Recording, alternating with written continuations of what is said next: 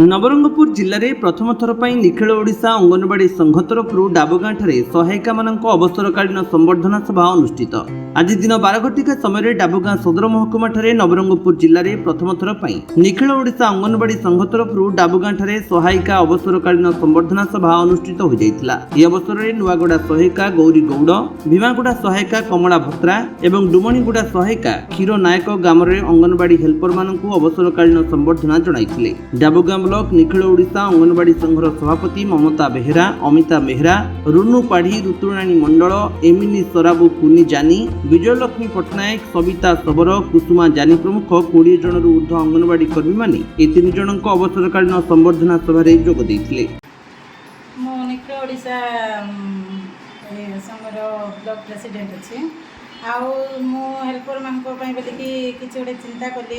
एबे देखंतु माने जेकोसी ऑफिस रे हो जो भी हो ऑफिसर मान को आमर रिटायर्ड पाई बोलिकी फेयरवेल दिया होची सब करा होची, किंतु वर्कर पाई किछि नाही कि वर्कर पाई भी हेल्पर पाई भी आज जाके कि भी भाबी नांती, वर्कर पाई भी कि भाबी नांते जने रिटायर्ड हेले ताकू को प्रकार सम्मानित करा जिवो बोलिकी भाबी नांती। किंतु मु प्रेसिडेंट अनुसार निजे चिंता कली जे कौन से चांदा नहीं कि आमे आमर जी वर्कर भौणी मैंने अच्छु समस्ते एक जे भी रिटायर्ड हेले ताको आमे किसी सम्मानित करियो बोली भाबिकी मु निजे चिंता करिकी हेल्पर मान को डाकिकी सम्मानित करछि। एभली सम्मान पूर्व नवरंगपुर जिले में कौन सी हेल्पर को करा जाइछला कि नहीं? कौन सी हेल्पर को करा जायनी, कौन सी वर्कर को भी आज जाय करा जायनी। एटा प्रथम थर करा जायछि कि तांको रिटायर करा जिवो कि कौन दिया जिवो बोली हम जान नथुलु कि आमे अंगनवाड़ी वर्कर माने भी आमे जदि रिटायर होबो कि कौन भी हेले हमको केबे भी एमती ए प्रकार सम्मान हमको केबे दिया जाय नथिला।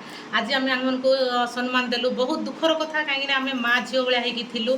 12 वर्ष मु ने कि मो सहाय्यकारी सहित मु काम करछि, सुखरे दुखरे सबुरी मु सबु काम मोर जेते आमे जहा गाड़ी गले भी मुंड लुई कि तांके सुनुथिले। आमे छोटो झियो मु तांगडु छोटो हेले मध्ये मु जदि किछि भूल करले माउसी तमे एमती करलो सेमती करलो बोले तांके नै कि हो नी मोर भूल हो गला बोली नहीं कि तांके मुंड लुई कि सब काम करले। आज एते दुख लागुची तांके गले बोली कि कोन करबा इरा बाध्य समस्तंकर 60 वर्ष हेले रिटायर हेबा को बाध्य, किंतु हेले मध्ये बहुत दुख लागुची तांके हेल्पर नै कि रिटायर हे गले किंतु मो सेंटर एबे जाय हेल्पर जुगे दिया जाय नै हेले मध्ये तांके नै खुशी रे मु तो सहाय्य करबी बोली आसी कि मो सेंटर पय तांके सहाय्य करछंती।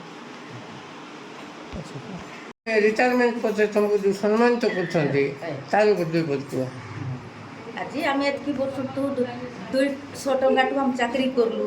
आम एति दूर से हसी खुशी होलु माड़गोल मिसा हेलु सबू हो समाधान होकर मिसा गोटे मार पिला होलु।